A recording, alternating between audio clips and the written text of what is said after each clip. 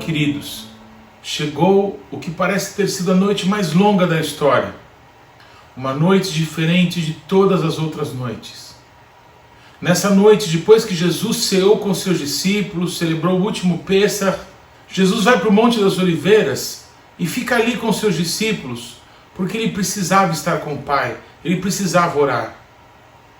Ele deixa Pedro, Tiago e João, os discípulos que eram mais próximos, e ele se distancia um pouco para que pudesse buscar sozinho a presença do Pai. Mas pouco tempo depois ele volta e um sono arrebatador tinha tomado conta dos seus discípulos. E ele os acordou. Jesus se distancia de novo. E nesse tempo ele orou com tanta intensidade. O peso do pecado, nosso pecado, estava sobre Jesus. Foi tão angustioso o que ele estava sentindo, porque ele que sempre esteve com o Pai por toda a eternidade, ele se viu agora, por causa do nosso pecado, pela primeira vez na eternidade, estar afastado da presença do Pai, por nossa causa. Yeshua diz: Pai, se possível for, afasta de mim esse cálice, mas não seja feita a minha vontade, mas a tua. Por isso que o autor dos Hebreus diz que Yeshua, com forte clamor, com lágrimas, a quem podia ouvi-lo por causa da sua piedade, aprendeu obediência pelas coisas que sofreu. Yeshua sofreu para que a vontade do Pai fosse feita integralmente. Yeshua volta por mais uma e depois mais duas vezes, e os seus discípulos novamente estão dormindo. Aqueles mesmos que disseram há pouco mais de 2 horas de que jamais o deixariam, jamais o abandonariam. Yeshua diz: puxa gente, eu não estou bem, eu falei para vocês, eu estou tão angustiado, nem 1 hora vocês puderam ficar comigo. Não tardou para que um barulho de pessoas chegando, pessoas que parecem ter vindo de todos os lados, cercaram o local onde Jesus e os seus discípulos estavam. Não tardou para aparecer Judas, que chegou perto de Yeshua e lhe deu um beijo no rosto. Aquele pedaço de pão que Yeshua molhou no vinho e deu a ele horas atrás, foi pago com um beijo traidor, que apontava para os soldados quem era Yeshua. Longe de ser um homem de 2 metros de altura que se destaca na multidão, como tinha sido o rei Saul no passado, Yeshua era um homem comum. Os soldados do templo à noite não conseguiam diferenciá-lo de qualquer outro judeu. Uma pessoa comum. Deus se fez um homem comum e habitou entre nós. Pedro, tomado de uma ousadia humana, carnal, passa a mão na espada e corta a orelha de Malcom, um dos soldados. E Jesus disse que aquele que ferir com espada, pela espada será ferido. E Jesus faz mais um milagre e cura aquele soldado que tinha sido agredido. Com bofetadas, cusparadas no rosto, Yeshua foi levado amarrado. Ele disse: eu estava todos os dias no templo, ensinando. Por que vocês nunca me prenderam lá? Por que vocês estão me tratando como um assassino, como um ladrão? Não deram explicação. Levaram Yeshua para a casa do sumo sacerdote e lá passaram a interrogá-lo. Um dos fatos mais grotescos da humanidade acontece nessa hora, já na madrugada daquele 14º dia do 1º mês, o dia de Pêssar, o dia do sacrifício do Cordeiro Pascal. O sumo sacerdote Anás, vestido com vestes sacerdotais, pois a Bíblia diz que Moshe Rabbeinu, Moisés, o nosso mestre, ele, tendo um modelo celestial, ele ordena que todas as coisas pudessem ser feitas para aquele santuário que o povo hebreu construiu no deserto.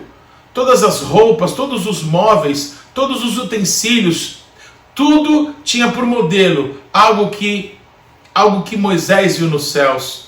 A pergunta: o que será que Moisés viu no céu? Ou quem será que Moisés viu no céu? Que ele faz uma roupa para o sumo sacerdote, que usa uma mitra branca, de linho fino na cabeça. Será que eram os cabelos brancos como a alva lã, como a neve, que Daniel e depois João viram, quando viram Yeshua glorificado? Será que os olhos como labaredas de fogo foi reproduzido numa lâmina onde estava escrito Kodesh Ladonai, santidade ao nosso Deus?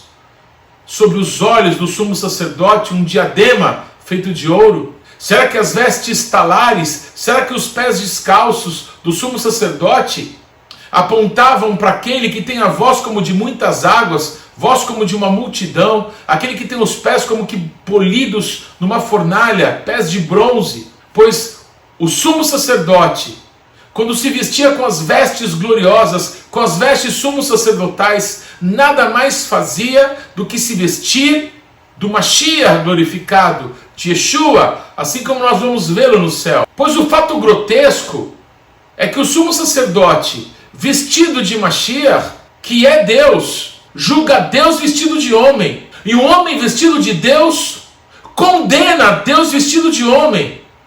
E por que condena? Depois de buscarem todas as maneiras para incriminá-lo, e não havendo nenhuma testemunha que falasse alguma coisa contundente, verdadeira contra Yeshua, de nada que ele tivesse feito contra a palavra de Deus, em momento nenhum conseguiram provar qualquer pecado seu.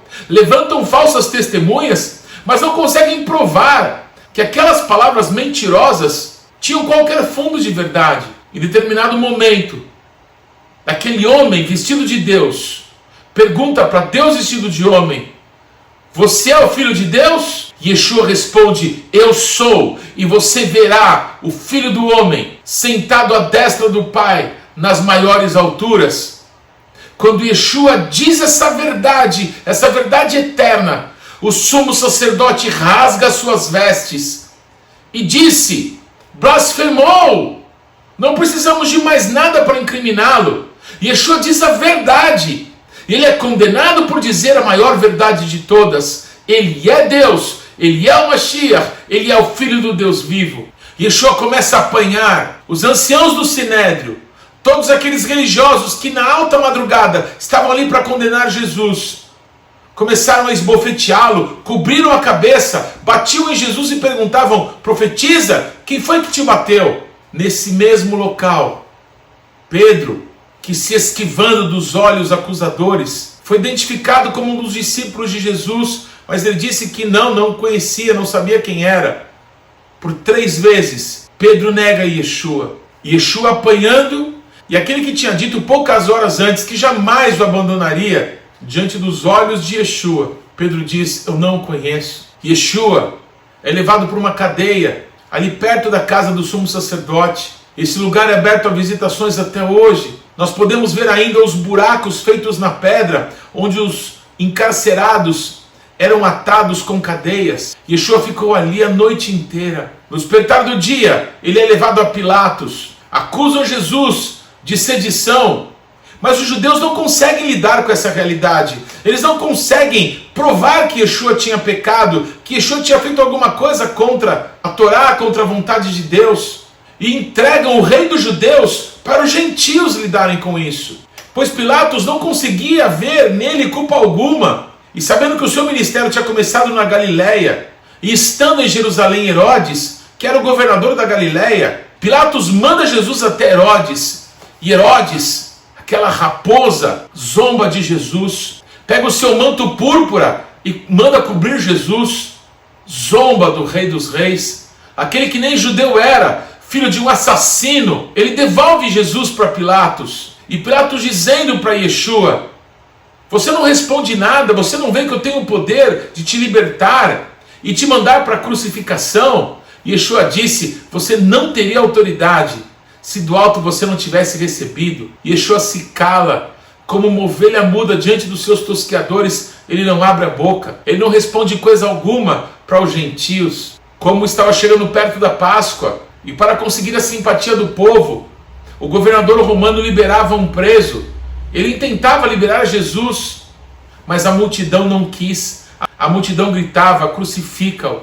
A mesma multidão que comeu os pães que ele multiplicou, a mesma multidão que viu Jesus Cristo ressuscitar mortos, curar leprosos, a mesma multidão que atravessava de um lado para o outro o mar da Galileia para que pudesse ouvir as suas palavras, a mesma multidão que gritou Baruch haba b'shem Adonai, foi a multidão que disse crucifica-o, foi a multidão que escolheu Barrabás no lugar de Yeshua, pois Pilatos covardemente, lavando as mãos diante da multidão, entrega Yeshua para os soldados romanos, homens preparados para a guerra, homens fortes, começam a espancar a Yeshua, colocam na cabeça dele uma coroa de espinhos. Alguns anos atrás, eu fui tirar uma fotografia do tipo de espinho com que fizeram uma coroa para Jesus. Só de arrancar o galho, eu feri as minhas mãos, porque os espinhos são grandes, duros, muito afiados. Com um porrete, batiam na cabeça de Jesus, cravando aqueles espinhos. Chicotearam as costas de Jesus com um chicote feito de couro,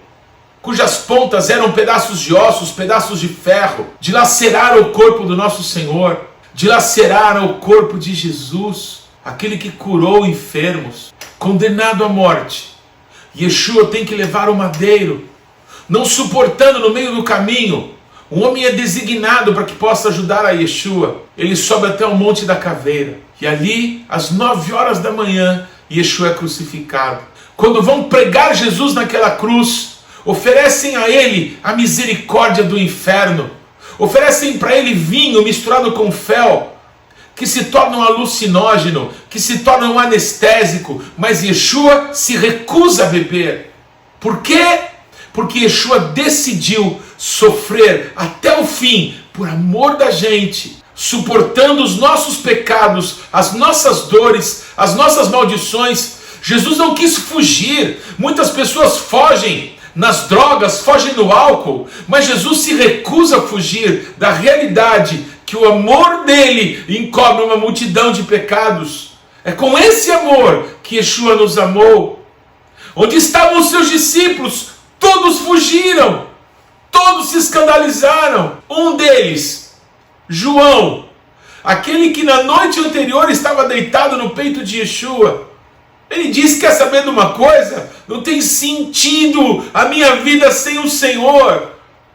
João não se importa consigo mesmo e sobe também para o Monte da Caveira, e lá se encontra com Maria, mãe de Jesus, e outras mulheres, pois João foi o único dos discípulos de Jesus, enviados como apóstolos do Cordeiro, que não morreu de morte violenta, porque não deu importância para a sua vida. Subiu o Monte da Caveira, sabendo que poderiam matá-lo a qualquer hora. Yeshua crucificado, envergonhado, sofrendo de dores terríveis, com aqueles cravos que lhe foram cravados nas mãos e nos pés, com as chibatadas que tinha recebido. O seu rosto estava todo inchado, por certo. Não tinha beleza, não tinha formosura nenhuma, nada que pudesse nos atrair. Quem é aquele ferido? Quem é aquele homem de dores? Quem é aquele que estava levantado como um maldito? Porque está escrito: maldito é todo aquele que for pendurado no madeiro. O Criador dos céus e da terra, sem Ele, nada do que foi feito se fez. E Ele se fez maldição no nosso lugar. E Ele tomou os nossos pecados sobre si. Em determinado momento, vendo João, ele diz: João, eis aí a tua mãe. E diz para sua mãe, como se despedindo, como liberando a sua alma, para que integralmente ele pudesse se dar ao Pai. Mulher, eis aí o teu filho. Por volta do meio-dia, trevas cobrem o mundo. O inferno parecia estar ganhando. Aquilo que Satanás não conseguiu, através de Herodes, mandando matar as crianças. Aquilo que Satanás não conseguiu no deserto. Aquilo que Satanás não conseguiu, tentando jogar Jesus lá de um alto monte em Nazaré. Aquilo que Satanás não conseguiu várias vezes, quando incitava as multidões para prenderem Jesus, para tentarem matá-lo. Agora parecia que Satanás e os demônios estavam conseguindo. Pegaram Jesus, como que tentando impedir que Yeshua não pudesse usar o poder das suas mãos, as mãos que manifestam a vontade, as mãos que manifestam o nosso querer, a nossa autoridade. Yeshua tinha suas mãos presas. Os pés que manifestam domínio também estavam cravados naquela cruz.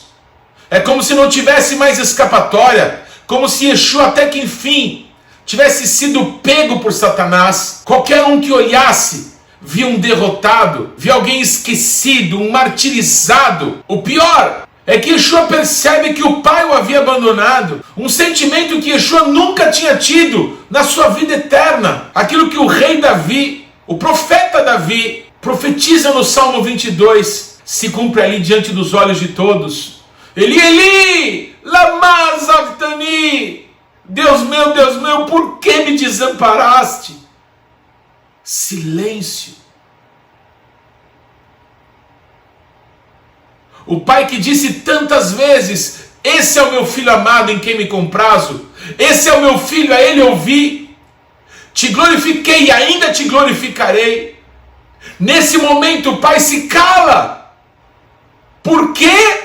Por minha causa, por nossa causa, pelos nossos pecados que estavam nele. Os religiosos continuavam zombando de Yeshua. Os soldados, para que se cumprisse a profecia, lançavam sorte sobre as vestes de Yeshua. Trevas. Só havia um lugar que tinha luz, e esse lugar era o Monte da Caveira. Enquanto o mundo inteiro estava em trevas, naquele local se via detalhes de tudo o que acontecia. A luz do universo estava lá, crucificado, padecendo pelos nossos pecados. Mas nada pode ofuscar a luz de Deus. Perto da 9ª, perto de 3 horas da tarde, Yeshua diz que tem sede. Os 4 evangelhos narram essa mesma cena. Meu Deus, por que Yeshua faz isso? Isso é hora de ter sede. Yeshua não fez isso para que se cumprisse a profecia de Davi do Salmo 22. Não, ele não viveu uma vida olhando para aquilo que estava escrito para que pudesse cumprir. Pelo contrário, as profecias, os profetas viram a vida de Yeshua e por isso profetizaram. Yeshua não pediu água sabendo que iam lhe dar vinagre para que se cumprisse a profecia. Há um jogo de palavras aí. A palavra fermento em hebraico é a palavra hametz. A festa do Pêssar é a festa dos pães sem hametz, sem fermento. O fermento é um símbolo do pecado. E a palavra vinagre em hebraico é a palavra hometz. É escrita com as mesmas letras. Yeshua pede água sabendo que iam lhe dar vinagre. E os 4 evangelhos narram a mesma coisa.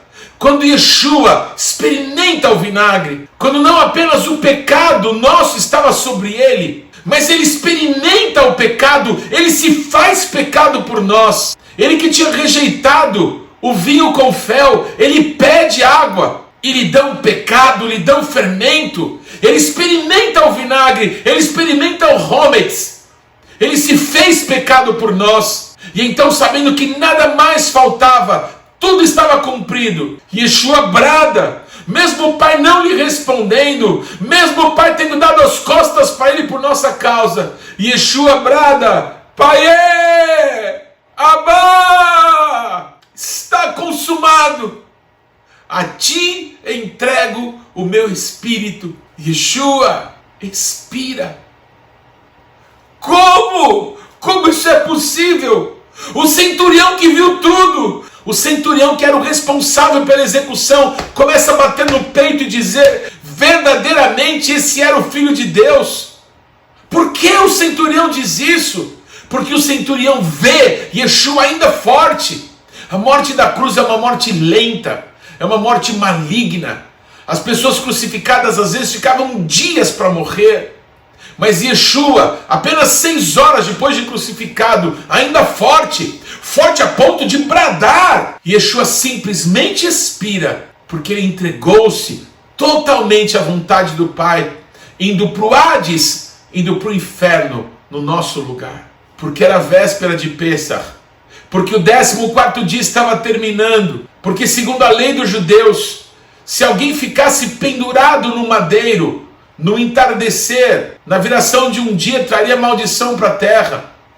Para não causar uma rebelião entre os judeus, eles ordenam que os crucificados tenham suas pernas quebradas para que possam morrer rapidamente. E os ladrões que estavam do lado de Jesus têm as suas pernas quebradas e morrem. Mas quando percebem que Jesus está morto, eles não acreditam. Um soldado pega uma lança e perfura o lado de Jesus, e do lado de Jesus sai água e sangue. Assim como um dia o nosso Deus e Pai fez Adão dormir, e do seu lado sacou uma costela, de onde o nosso Deus fez a mulher, a companheira de Adão, do lado de Yeshua, a igreja, eu e você, estávamos sendo sacados. A pedra sacada da rocha, a noiva sacada do noivo, a igreja sacada de Yeshua. Jesus foi tirado às pressas. José de Arimateia, um dos anciãos, um dos membros do Sinédrio, certamente alguém que cria em Yeshua, ele oferece o seu lugar de sepultamento, que era muito perto de onde Yeshua tinha sido crucificado. Ali, naquele jardim, Yeshua é sepultado. Uma grande pedra é colocada sobre aquela porta. E a esperança morreu. O Pêssar mais triste da história foi aquele. Não havia esperança para os seus discípulos.